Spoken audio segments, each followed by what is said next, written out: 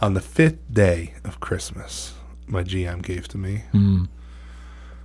the hat of many spells. Now just picture this. This is your, cheap magician up on stage. He's going to pull a rabbit from the hat. But instead, he's going to cast... This only works with a wizard. It has to be attuned by a wizard. But he's going to pull any unknown spell that he has in his book. It's an unknown spell. So any spell from the wizard table that he'd be able to cast. So you have to have that spell slot.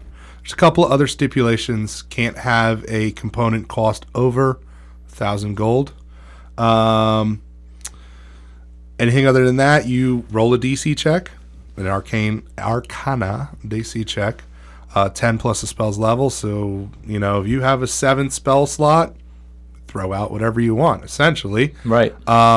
You expend your spell slot, you reach into this hat, you pull out the spell. You got to roll the DC check. If you pass, spell goes off. Normal. If you fail, that's where it gets interesting. Then you got to roll a D100.